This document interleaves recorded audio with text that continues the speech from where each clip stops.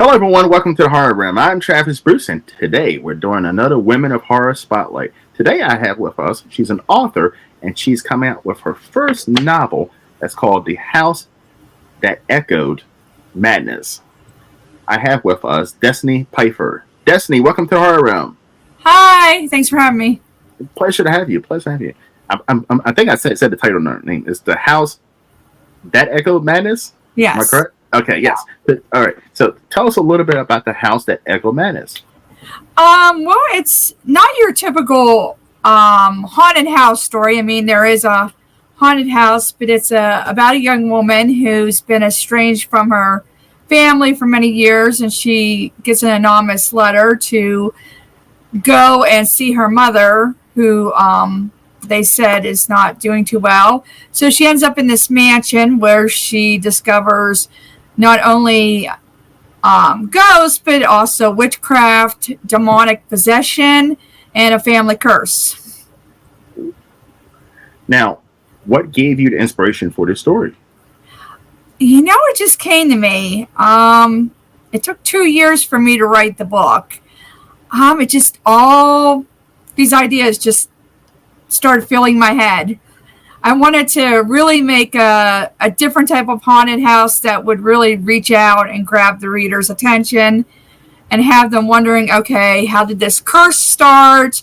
Why are some of these people possessed? How much danger is she in? I really wanted to do something that was truly exciting. Now, when you were writing this story, did you already have an ending in mind, or was that something that you had to work your way towards? That was something I kind of had to work my way towards the further I got towards the ending. Yeah, because I talked to a lot of authors, which they say they start off with an ending. They already have an ending in mind, and they work their way forward. And I'm like, that has to be complicated. Yeah, I think every author is a bit different in how they do their stories. Like, I know a lot of authors do outlines. I don't. I kind of fly by the seat of my pants when I'm writing a story or a novel. That's the way I've always been since I was about 8 years old when I wrote my first story. Yeah, because you've been writing stories for a long time. But I mean, it's been 10 years. I mean, and we're getting your first novel. How fucking exciting is that? It's very exciting. I was starting to lose hope because I kept getting so many rejections, and finally I just happened to find the right home for it. And it was truly amazing. Now, do you think as an author, do you think it's getting a little more competitive right now when it comes to finding someone who's willing to publish your work or just even getting your work out there? Yeah, I think it's very competitive.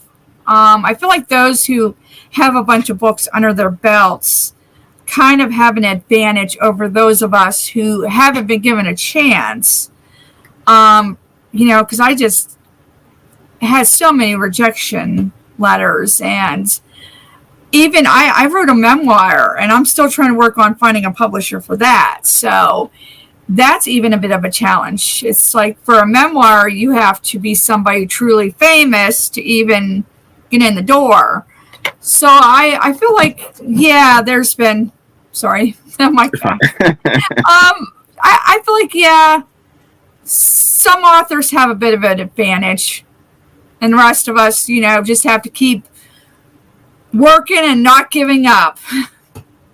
And that's the most important thing. That's the most important thing. But it's kind of weird how in this country the social construct is. I mean, whether it be an author or just trying to get into a certain position that you've never done before, like everybody wants experience. But how the fuck you can get experience if someone won't give you a shot? Yeah, and I mean it's funny because I have a 16-year-old son. And, I mean, he just finally got his first job. But, I mean, it seemed like it was very hard for him because people wanted to go with those who had a specific last name or those who had experience. And it's like, how are you ever going to get experience if you're not given a chance? And I feel that that's the same way it is in the writing world. It is. Now, and listen, I mean, listen, I don't know how that's going to be fixed, but it's something that I've noticed in the last 10, 15 years. I mean, even like, even like with myself, working in one line of work for 10 years, it could be in marketing, but if it's not in that specific realm of marketing, they're like, well, you don't have no experience in this type of marketing. And I'm like, but how the fuck am I going to get this experience? Like, it's weird that way. Yeah, it is. Yeah. So right now, but one good thing is a lot of new authors, a lot of young authors, first time authors, they are getting their work out with. And one of the ways they're doing it is through self-publishing and small presses. Had you thought about self-publishing? I had thought about self-publishing. It's fine because back years ago, I was a news reporter and my editor self-published. And I remember him telling me that was very expensive. And as a single mother, there is no way I could afford to self-publish. So I just had to kind of make different connections on social media to try and find different indie horror presses that were looking for new authors and just kind of keep sending my work out to them in hopes of finding someone. And it was through like a mutual connection that I kind of found somebody that suggested this one company, Unfeeling Nightmares, and I sent them my book and they loved it and they said, we absolutely want to publish this. And I was just so happy because it's one of those where you sometimes feel like you want to pull your hair out because it's like, am I ever going to get published? I can imagine. Now, listen. I'm not a writer, so when you submit it to a company and a publisher, and they say, "Okay, we're going to accept your book," do they start the editing process right now? Do they want you to edit certain things out, or do they let it go raw the way it is? This company is actually editing the book for me, which is a big help. I mean, I had edited it myself, but I'm not the best editor. So the fact that they're editing it for me and formatting, and then they have a really terrific artist who's doing the cover art for me. That's just really amazing. So I'm really glad to be getting the help with it because, yeah, when it was kind of left up to me for about 10 years to try and edit it and try to resubmit it to all these companies and still get rejected, it was like, oh my God. I can imagine because I mean, like, no one likes rejection. I mean, no one likes rejection. So, but to keep persevering and pushing forward is the key. I mean, and this is a success story for any new writers right now who are listening, which I do have several. Just keep pushing forward, and eventually, you'll be a right fit for someone, and that's the key. Absolutely. Now, Destiny. One thing I have noticed in since I've been doing this show, there has been an uptick in women horror writers. I know there's always been women horror writers, but it seems like more and more women authors are going into horror. Why do you think that is? I'm not sure. I think that there's just more of a spotlight, and with social media, I think more coming out of the woodwork. Because I know I grew up in the 80s and 90s. Me too. And I know that Stephen King was like a big, huge writer, and everyone wanted to be the next Stephen King. But I read books by Ruby Jean Jensen. She was this little old lady that wrote books about like evil dolls, and like Caroline Cooney, Lois Duncan. Those were my inspirations. And I felt like, they were kind of shoved aside for the men authors. But now that we have social media, I feel like more women are feeling more free to do that line of writing, become horror writers. Now, as a woman author, do you feel like when you do your writings, do you feel like you have to gear it to a certain demographic, or do you write for everyone? I write for everyone. Yeah, I have been published in, I've lost count of how many anthologies, I think close to 60 or more. Oh wow. I've been published in, my first real horror story was published in Fate magazine. It was funny because I sent it out before my son was born, when I was pregnant with him. And then 2 days after I brought him home from the hospital, I got an acceptance letter saying, congratulations, you're going to be published in Fate magazine. I have that on my wall. Nice. So that is actually what propelled me to really start taking writing seriously and to really go down the horror route. So, I mean, I think it takes like one acceptance letter to really get people moving. And for me, I'm the type that never gives up. And that's important. I'm telling you right now, like I mean, if I could tell anyone any advice, I mean, even when it came to my YouTube channel, that's only a year old, like you got to keep going. I mean, listen, it's sometimes it seems defeating, and but you just have to keep on pushing, and eventually, good things happen. You put the hard work in. Yeah, and when I was writing my novel, it was a challenge because, I've been a single mom since my son was born, and he was little at the time when I started writing it, and I was working 2 jobs, full-time as a news reporter, take care of my mom on the weekends, and being a mom and dad to him. So I would have to write late at night, real early in the morning, during my breaks. I was determined to write that book because my dream since I was 8 years old was always to be a published author and to one day hold a book with my name on it in my hands. So I just kept pushing myself for 2 years straight to write that book and to work on trying to get it published. And that's incredible. That's incredible. Yeah. All right, Destiny, I'm pretty sure you've been a horror fan your whole entire life. I have been, yes. Okay, so I'm gonna shoot you the part in 3 where I'm gonna ask you 3 random horror questions. You ready? Okay. All right. You got to spend the rest of your life as one of these iconic monsters. You got to be a vampire.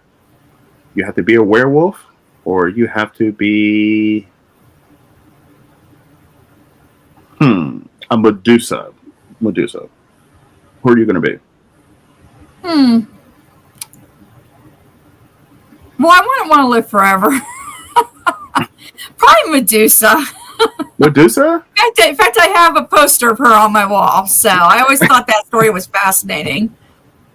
But that's gonna make meeting new friends and dating really hard. No one can look at you.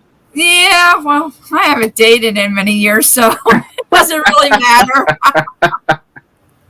All right. The second question: what is the first horror film that scared the shit out of you? Would it repeat that? The first horror film that scared the crap out of you. The Fly with Jeff Goldblum, Ooh. 1987. I still can't watch that movie, which is funny because I've actually wrote body horror type stories. But that movie scared me so bad. It still scares me when he changes into the Fly. Yes. It's disgusting too. It is.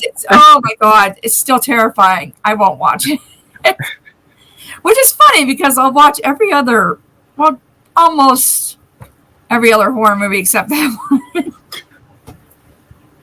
All right. And the first one and the last one is going to be about horror books. What is your least favorite subgenre of horror books to read? I don't know. I'm kind of open to any, really.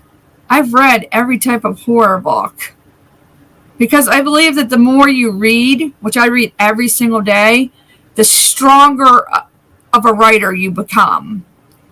So I read all these different like horror and different sub-genre like horror type books because I'm learning from them. That's how I got into writing like also body horror and sci-fi type horror is by just opening myself. And I'm not going to lie, I've read romance too. But I mean, it's like I want to have as much experience as possible with all these different genres. Okay, well that's good. I mean, even Spider Punk. You read Spider Punk? I have, yes. Okay. So I'm gonna ask you a different question then. Who is your least favorite horror character then? Villain, I should say. Least favorite villain. Horror villain, iconic horror villain, I would say. Iconic horror villain. I wasn't too fond of the Saw movies. I think they had far too many villains in that. Dang, I'm like a hardcore fan of like Freddy Krueger and Best. Jason Voorhees and Leatherface and even Pinhead. So it's hard for me. Those are the movies, because growing up when I was a little kid, my parents would always rent horror movies. So that's what my brother and I lived off of. We were exposed to that. And it was like watching shows like Tales from the Crypt, Friday the 13th, the series, The Hitchhiker, Tales from the Dark Side. Those type of shows also inspired me to really want to become a horror writer. So I think everything that I've watched and I've grew up with, had a big inspiration. I agree, because I'm sitting there like thinking to myself the same answer to the question, what is my answer to that question? And I'm like, who is my least favorite? And I'm like, I mean, there's some that I like more than others. Like, I love Freddy Krueger. I love Michael Myers. Oh, yeah, I forgot Michael Myers. Yeah, I like him too. Yeah. I'd like Leatherface in some of the movies, not all the movies. Yeah. But like, I might have to go with you. It might have to be Jigsaw from Saw. Yeah. But I wouldn't even say Jigsaw. I would just say, like you said, there's different characters, there's different villains, and I like the original. I can't think of his name now. The Tobin Bell's character. I like his villain character. Yeah. But once he dies or passes on, there are characters that I can do without in that series. Scream also. Yeah. I like Ghostface, but I don't necessarily like all the characters who were Ghostface. Yeah, there was far too many Ghostfaces. I feel like they tend to milk some of these horror films by adding, oh, well, there's a new killer, Ghostface. It's like, oh, come on. It just keeps going on and on and on. I'm glad that this next Scream is the last Scream, and I like the Scream series for the most part. But like, it's done. It's done. It is. Now, if you were to ask me like my favorite hero when it comes to horror movies, I would say Ash Williams. Ash is the best. Bruce Campbell, hands down, absolutely love him. Ash, for me, I like Ash, and I also like Laurie Strode, Jamie Lee Curtis on Halloween. Those are my 1-2. Yeah, definitely. Yeah. And I'd probably throw Heather Landicap in there too. Nancy from yes. Nancy, yeah. All right, listen. Let's keep on going. Who are your top 3 final girls in? Top 3 final girls: Jamie Lee Curtis. Oh my God, I'm trying to think. I'm trying to think of her name. She played Jamie Lloyd in the Halloween movies. You're talking about Danielle Harris. Yes. And then of course Heather Landicap. Those are good ones. Yeah. And I would also add Patricia Arquette into that too. Ooh. I mean, I know that she eventually dies too, but still, she was a pretty good final girl in Dream Warriors. Yeah. She was. Yeah, Patricia Arquette was great. Yeah. I mean, listen, but because I was trying to do a top five. I did a top five like a couple months ago of my top five final guys, and it was so hard to do because I'm like, okay, everyone knows that Ash Williams is number one, but who else is there? And then like you think about Tommy Jarvis from the Friday the 13th, like it's like you almost forget about that. There's several iconic final guys in horror movies. Yeah, you don't really think about it because you're so used to always seeing the final girls. Yeah, but there are some great final guys. Oh yeah, absolutely. I like Tommy Jarvis. Tommy Jarvis, yes. I wish they did more with his character and just kept that on, but yeah. who knows? All right, Destiny, where can everyone find you? You can find me on Facebook. That's my main go-to social media page. I do a little bit with Instagram, but it's mainly Facebook. That's where I put everything that's getting published and make sure I kind of promote myself and my work. Love it. And by the way, everyone, keep a lookout in August. The house that echoed Madness is going to be released. Now, are you doing a pre-order? I'm hoping to. Okay. All right. Well, if you give that information, let me know, and I'll put it down in the description of this video. So definitely click on that and pre-order your copy of the house that echoed Madness. Destiny, it's been an absolute blast having you on. Thank you. Thank you for having me. So much fun. Welcome. And I would love to have you come back on after I get a chance to read your book once it's released.